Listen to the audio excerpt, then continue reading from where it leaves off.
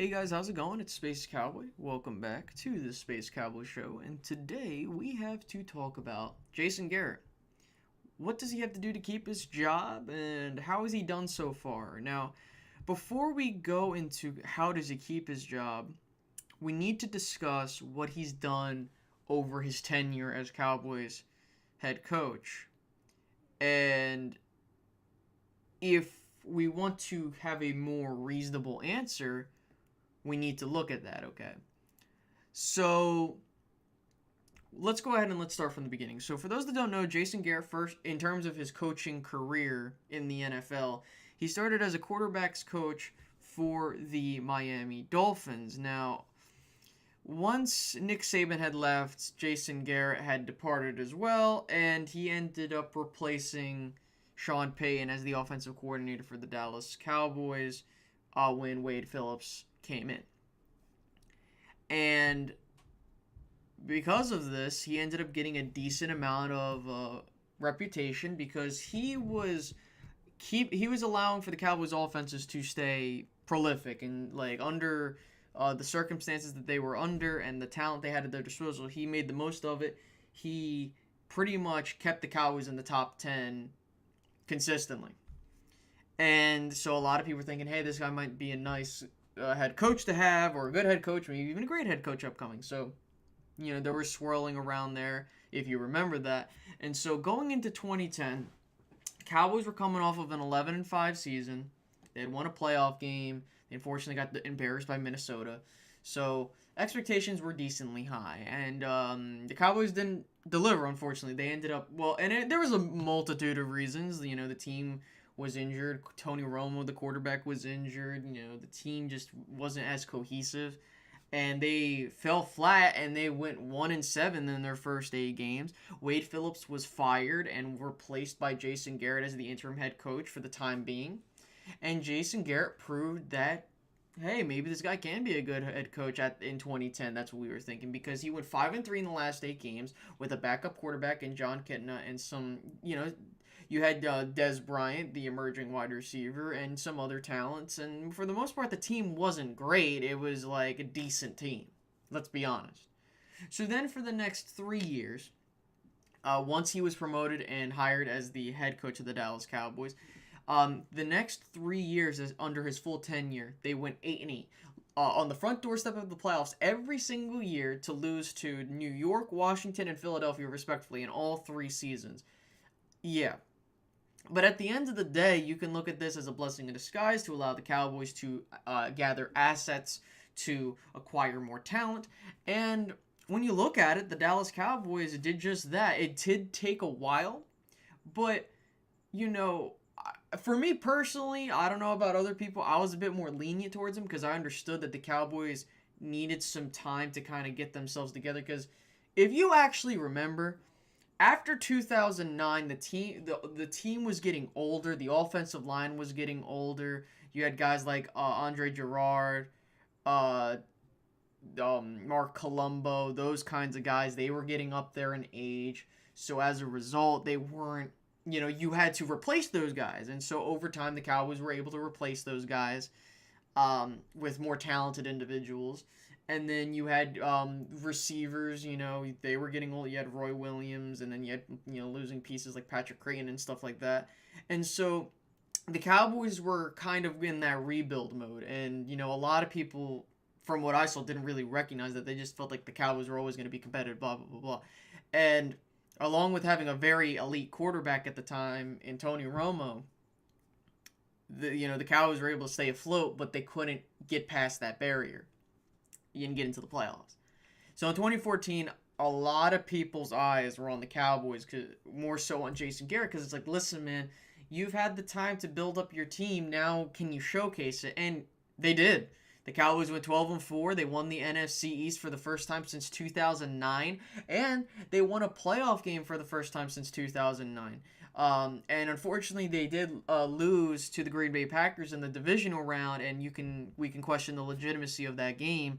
But we're not going to get into that. But we have to understand that, okay, so Jason Garrett proved himself at the time being. He earned his contract extension. He was able to, I believe it was a 5-year deal, if I remember. Correct me if I'm wrong. And so people were like, hey, the Cowboys are now a good run team. They've acquired a lot of talent, and I think this team can be a threat in the NFC for some time. 2015 happens. Everything falls off the rails. We lose DeMarco Murray in free agency, but it wasn't the end of the world at that particular moment. But yeah, Tony Romo get hurt, Des Bryant get hurt. The team was just a complete mess. And this is what really put Jason Garrett on like question marks over his head, because it's like, okay, you mean to tell me you can only win one game with a backup quarterback? And I will say, I will say that these quarterbacks are not great, but in terms of being a coach, you need to understand that you got, and this is what kind of I never understood during the season, because I watched every single game. Keep in mind, I watched every single Cowboys game, but especially in 2015, in the sense of like, you mean to tell me that you were able to win those games with John Kitna? I understand John Kitna is probably the best backup quarterback we've had, to my knowledge. I mean, you had Kyle Orton in 2013, and it's like you couldn't manage to win a single game. Like, I mean, more than one game, especially how close those games were. So, question marks for on Jason Garrett. Like, hey, man, you got to do better than this. So 2016 rolls around. The Cowboys more or less look like they reloaded. They added Ezekiel Elliott.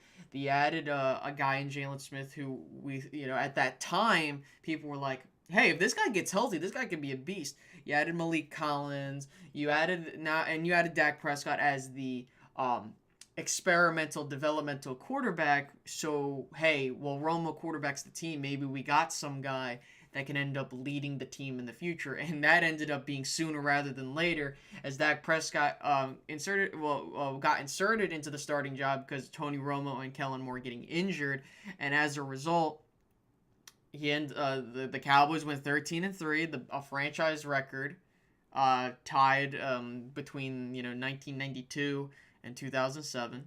They won the NFC East again for the second time in 3 years at that point. And unfortunately, they lost to Green Bay once again in the divisional round, this time at their place. And, and that was a close game, and a lot of people were kind of annoyed because they were down early, and by that time when they played catch-up and finally got to tie the game up, it was like, well, now at this point, whoever has the ball last is going to win. It got to that point, and, lo and behold, oh well. But hey, listen, the team's future looked bright at that time. It still does, don't get me wrong, but like at the time, it's like, hey, Cowboys have now another franchise quarterback in Dak Prescott. They got the franchise running back in Zeke Elliott. They got Des Bryant for a little bit longer. They got a fantastic offensive line. The defense still needs some work, but hey, it'll get there. And lo and behold, that's what we were thinking. And then unfortunately, 2017, they did go 9-7, but it was kind of an up and down roller coaster season. Cowboys were streaky. They would win 3 games. They would lose 3 games. They would win 3 games and all that other stuff. But when you look at it, the Dallas Cowboys started to see their defense start to come together a bit.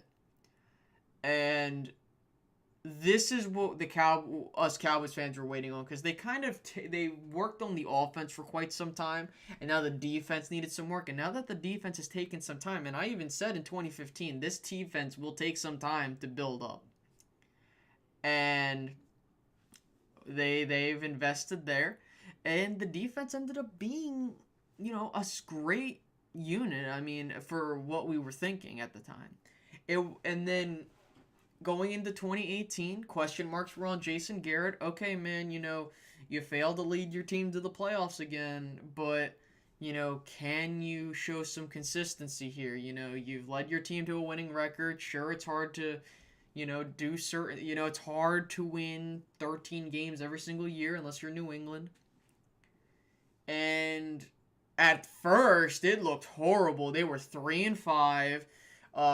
Myself included, I'm like, this is ridiculous. Like, how can you not win with what you got? You're supposed to be better than that.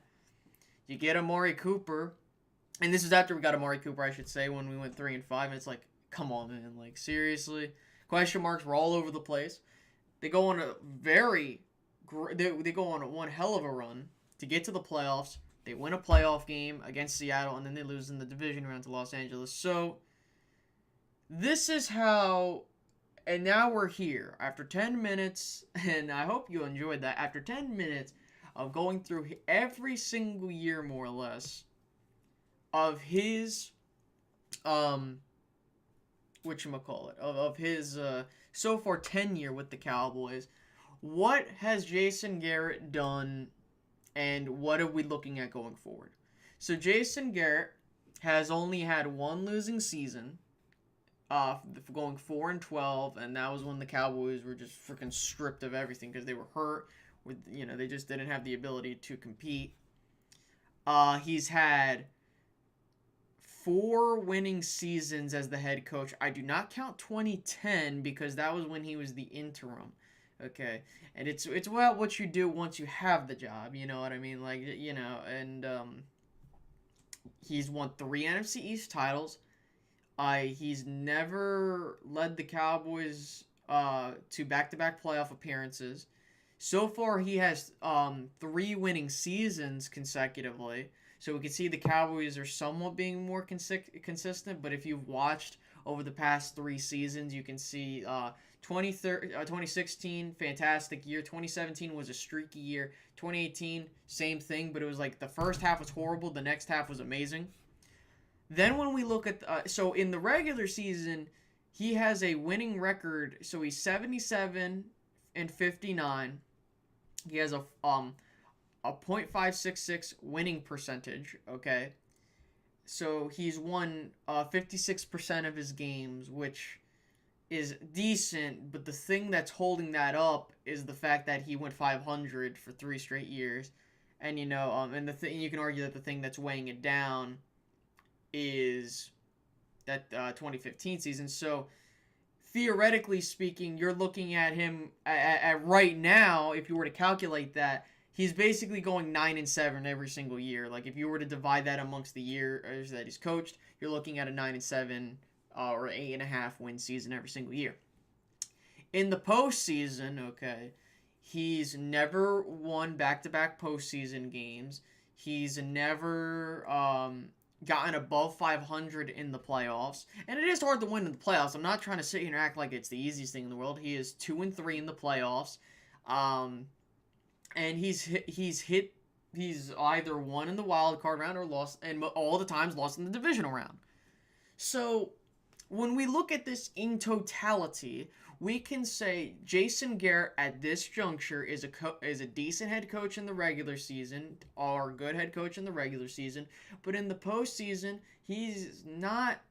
And you might say to yourself, but Space Cowboy, that's unfair. Everything's kind of circumstantial, especially this year. Scott Linehan was doing horrible. But here's the thing, and we got to understand something. Jason Garrett, as a head coach, has to put a staff around him that can help maximize the potential of him and his players. If he's not doing that, he is failing as his job as a head coach. Now, I will say, I'm willing to give him, another chance this season, but this is what he has to do to win me over so he can stay here, to be a longer tenured coach and not get removed, because this is the last year on his contract, guys. Okay, so looking at it regular season wise, the Cowboys, in my opinion, have to win 10 plus games and win the division again, or get a wild card spot. I think that 10 wins should win you the East, but by some miracle it doesn't. You have to win at least 10 plus games and get into the playoffs again. That is my first part in keeping Garrett. He has to win 10 plus games and lead the Cowboys to a back-to-back playoff appearance. That's step 1. Step 2, in the postseason, he has to reach the NFC Championship game. Okay? Look, if Jason Garrett had won a Super Bowl or had led the Cowboys to a Super Bowl, maybe we would be a lot less lenient on him at this point, and myself included. But when you've led your team And you could say, but it's all these players, it's the players that it's got to. I understand that, but as a head coach, you have to understand how to maximize your players' potential and put the personnel around to maximize their potential, okay? If some players suck, then you got to replace them, and that's on you. But getting back to what I'm saying, so the first part, win 10 games or more, and win the NFC East and or get a wild card spot, okay? So get back to the playoffs with a 10-win or more record. Next, postseason. Win back-to-back postseason games.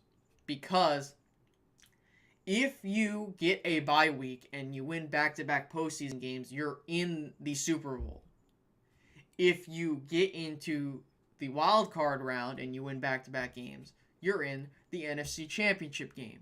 So, what does this mean? You could say, but Space Cowboy, we just want him to make... No. This is the deal. It's not about just winning a single playoff game. It's showing that you can have consistent success in the playoffs. Winning a game in the playoffs and then immediately losing a game in the playoffs isn't good enough for me. So regardless of postseason seeding, you can make it to the NFC Championship game, and I'd be excited about that. But at the end of the day, I want you to win back-to-back postseason games. Whether that means bringing number 6 back to Dallas, whether that means just getting to the NFC Championship game as a wild card team, as a head coach, you need to have consistent success in the playoffs. And just having a one-and-done run isn't gonna cut it. Seriously, it's not gonna cut it for me. So even if he does make the NFC... Now, here's the thing. I believe that the Cowboys are saying to him, get to the NFC Championship game or else. And I will say, if he makes it to the NFC Championship game, he deserves at least another year or two. But if he fails the first part and can't get this team back to the playoffs, even if it's at a 9-7 record, he does not deserve to come back. Once you... Look... You are what your record says you are. What Bill Parcells would say. The fact of the matter is, Jason Garrett looks like a good regular season coach, objectively looking at it, and I know someone will mention, well, he has a Coach of the Year award. Look, anyone can have a Coach of the Year award, but that doesn't necessarily justify him keeping his job. Okay. Like, Marvin Lewis has probably... I don't know how many times he's won Coach of the Year. I don't know if he ever has. If he has, I'm pretty sure he did. Let's do some just quick analysis, on the fly during the video. So Marvin Lewis, okay, let's take a look. He's won Coach of the Year once. Okay, because I know he did win Coach of the Year at one point. Just because you win Coach of the Year doesn't mean crap. Okay? Bill Belichick should win the award every single year, but he doesn't. So, as we're going on 20 minutes, please understand something. Jason Garrett, if he wants to stay as the head coach for the Dallas Cowboys, needs to win 10-plus games, lead the Cowboys back to the postseason, and win back-to-back postseason games. Something that they haven't done since their last Super Bowl in 1995. So, I want to hear what you guys have to say. Feel free to leave a comment down below. Like if you haven't already. Subscribe if you're new. And I will be seeing you guys later. Bye-bye, guys.